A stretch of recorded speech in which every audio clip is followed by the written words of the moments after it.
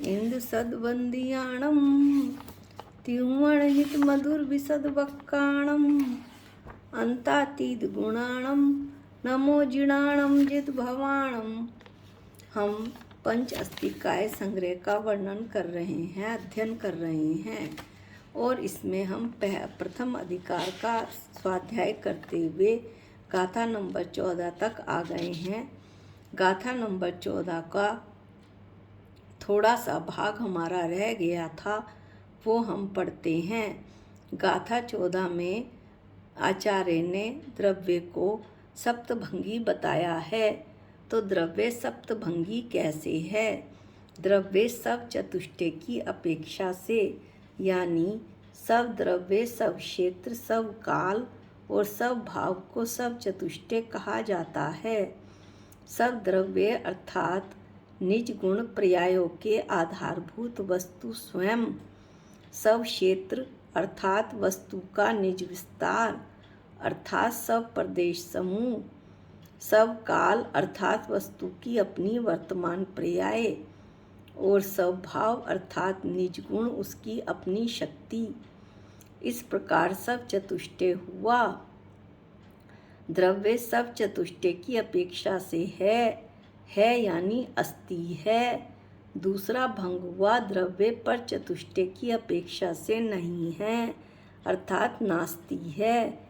तीसरा भंग हुआ, द्रव्य क्रमशः सब चतुष्टय और पर चतुष्टय की अपेक्षा से है और नहीं है।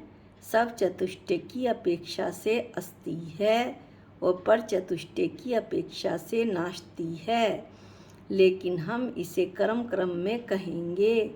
चौथा भंग हुआ, द्रव्य युगपत सब चतुष्टय और पर चतुष्टय की अपेक्षा से अवक्तव्य है, यानी कि एक साथ द्रव्य को अस्ति और नास्ति नहीं कहा जा सकता, केवल अनुभव किया जा सकता है भी और नहीं भी। ये एक साथ नहीं किया जा वचनों में नहीं कहा जा सकता, इसलिए अवक्तव्य है। पांचवा हुआ, द्रव्य सब चतुष्टय की और युगपत सब पर चतुष्टय की अपेक्षा से है और अवक्तव्य है, यानी कि अस्ति और अवक्तव्य है। छठा भंग हुआ, द्रव्य पर चतुष्टय की और युगपत सब पर चतुष्टय की अपेक्षा से नहीं और अवक्तव्य है, यानी पर चतुष्टय की अपेक्षा से उसका अस्तित्व नहीं है, नास्ति है, और युगपत यदि कहें तो अवक्तव्य है। इस तरह नास्ति और अवक्तव्य है।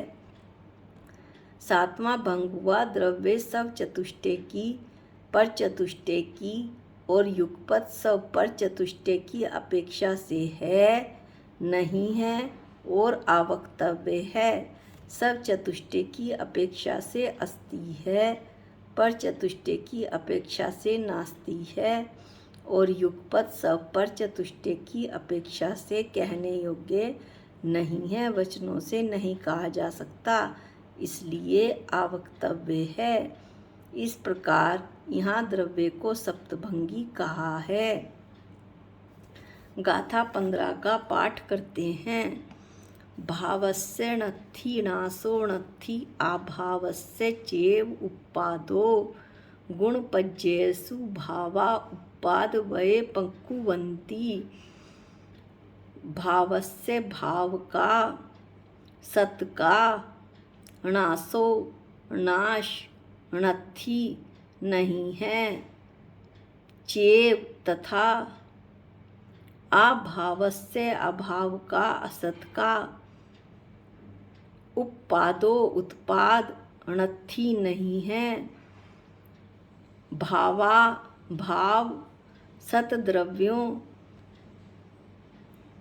गुणपज्येषु गुण पर्यायों में, उपाद वय उत्पाद व पकुवंती करते हैं। आचार्य कहते हैं कि सत का तो कभी नाश नहीं होता। 6 द्रव्य सत हैं, वो हमेशा 6 द्रव्य ही रहते हैं, बदल कर 5, या साथ नहीं हो सकते, इसलिए सत का नाश नहीं है, तथा अभाव यानी असत का उत्पाद नहीं है। 6 द्रव्य के 7 द्रव्य नहीं हो सकते।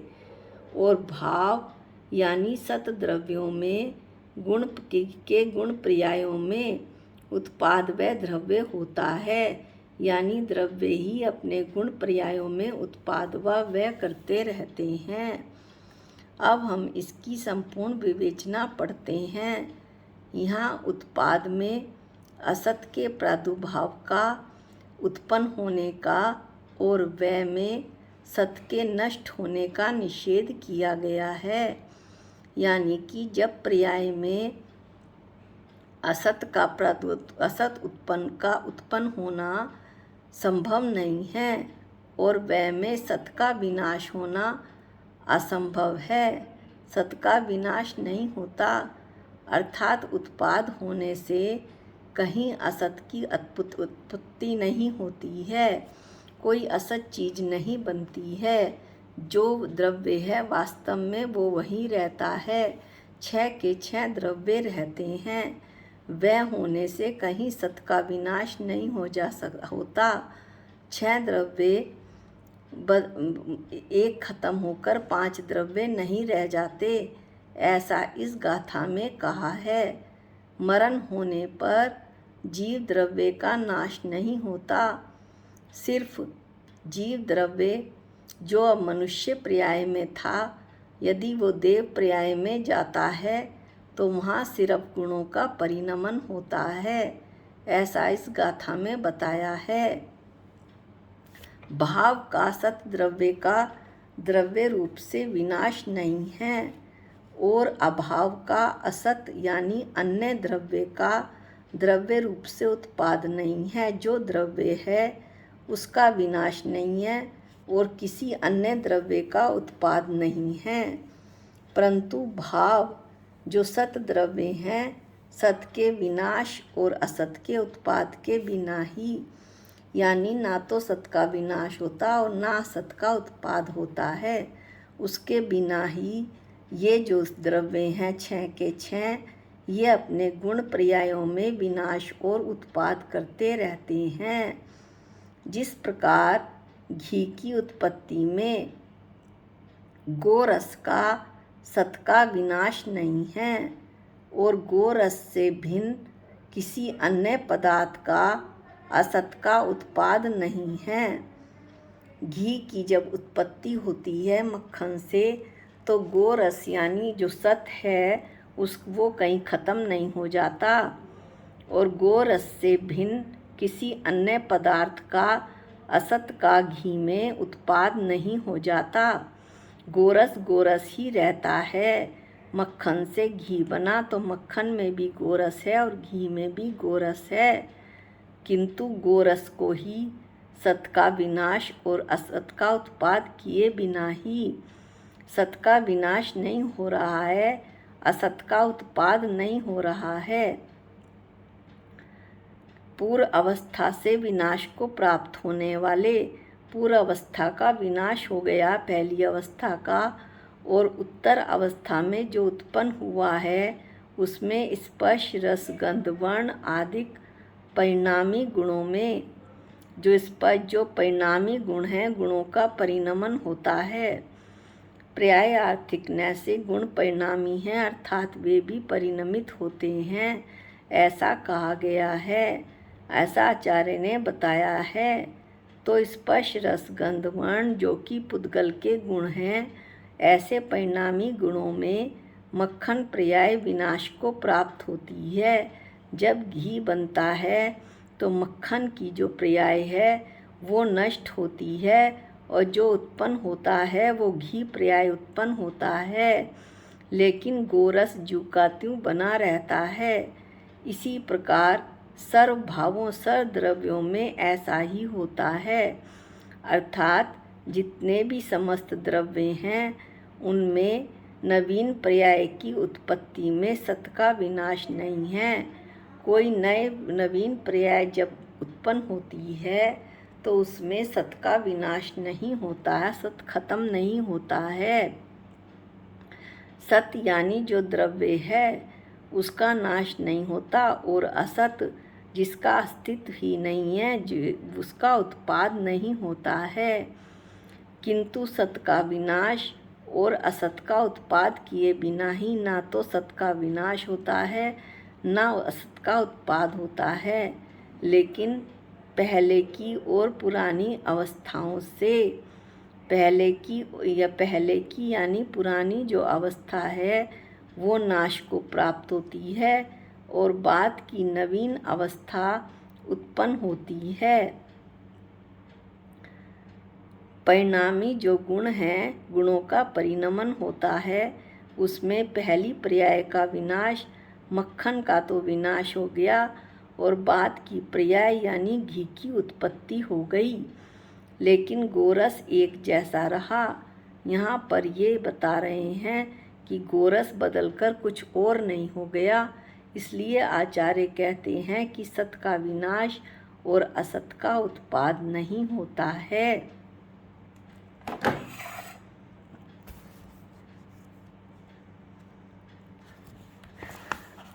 इस गाथा से हमें क्या शिक्षा मिलती है, ये भी हम थोड़ा सा देख लेते हैं। विश्व में 6 द्रव्य यथासंभव पर्याय न से उत्पाद और व्यय करते रहते हैं, लेकिन 6 द्रव्य ज्यों के त्यों बने रहते हैं, 6 से 5 या 5 से 7 नहीं होते। पर्यायों में तो 6 द्रव्यों में उत्पाद व्यय होता है, जैसे जीवों में नर नारकी देव त्रियंच आदि पर्याय, पुद्गलों में अणु मिलकर स्कंद बनते हैं। पर्याय में उत्पाद होता है स्कंद का, और स्कंद टूटकर फिर से पुद्गल परमाणु बन जाते हैं। इस तरह व्यय हो जाता है। धर्म द्रव्य भी इसी तरह अपना गुणों का कार्य करते हैं, गति में सहकारी हैं। अधर्म द्रव्य स्थिति में सहकारी हैं। आकाश द्रव्य अवगाहना में सहकारी हैं। काल द्रव्य परिणमन में सहकारी हैं। इस तरह 6 द्रव्य के गुणों का कार्य चलता रहता है। गुणों का कार्य यानी पर्याय होती रहती है। अब हम इन 6 द्रव्यों के बीच में से अपना जीव द्रव्य कैसे समझ सकते हैं, ये बात बताई जा रही है। 6 द्रव्यों के मध्य में भेद ज्ञान कराया जा रहा है इस गाथा में, कि शुद्ध परिणामिक परम भाव को ग्रहण करने वाली जो शुद्ध द्रव्य आर्थिक न से क्रोध मान माया लोभ, देखने सुनने में जो आए हुए भोगों की इच्छा रूप निदान बंध है, वो पर भाव है। यानी शुद्ध परिणामिक परम भाव को ग्रहण करने वाली तो मेरी शुद्ध आत्मा है, द्रव्य आर्थिक न से, लेकिन क्रोध मान माया लोभ और देखने सुनने में जो भोग की इच्छा रूप निदान बंध हैं, वो पर भाव हैं। क्रोध आदि कषाय आत्मा के नहीं हैं। आत्मा द्रव्य आर्थिक न से बिल्कुल शुद्ध है, इन पर्यायों से अलग।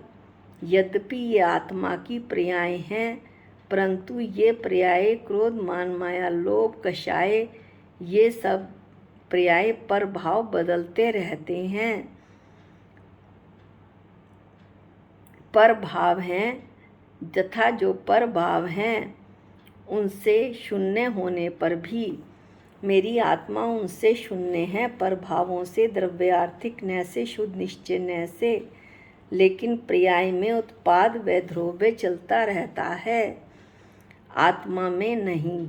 आत्मा में उत्पाद व ध्रुव्य नहीं होता। अनादि शुद्ध आत्मा में अनादि अनंत चिदानंदमयी एक स्वभाव से भरे हुए शुद्ध जीव अस्तिकाय नाम के आत्मद्रव्य का हमें ध्यान करना चाहिए। ऐसा इस गाथा में समझाने का प्रयास किया गया है कि मेरी आत्मा को पर्यायों से कोई मतलब नहीं, उसे तो अपने स्वभाव से ही आत्मा अपने स्वभाव में है। पर भाव ये तो कषाय के उदय से आते ही रहते हैं, ये मेरे नहीं हैं, जीव के साथ हैं। जब मैं जीव के साथ हूँ, मैं जीव हूँ, तो जीव है तो पर्याय तो होगी ही। हमें इन पर भावों में ना जाकर अपनी ज्ञान पर्याय में रहना है। विषयों की तरफ आसक्त नहीं होना है, इच्छाओं को नहीं करना है। अपनी आत्मा को बंध से बचाते हुए अपनी आत्मा की रक्षा बुरे भावों से करनी है। कर्म तो उदय में आएंगे, बुरे भाव कराएंगे, गलत चिंतन भी कराएंगे। हमें अपनी आत्मा की रक्षा करते रहना है, क्योंकि अब हमें अपनी आत्मा को पापों में नहीं जाने देना, मोक्ष में ले जाना है। इसलिए पर भावों से अब सदैव अपनी आत्मा की रक्षा करनी चाहिए। गाथा नंबर 14 के बाद गाथा नंबर 15 का अध्ययन हम अगले वीडियो में करेंगे। निज निधि निज में बताई, ये अनंत उपकार है। इसके लिए जिन वाणी माँ को वंदनानंत बार है, वंदनानंत बार है। सबको जय जिनेंद्र।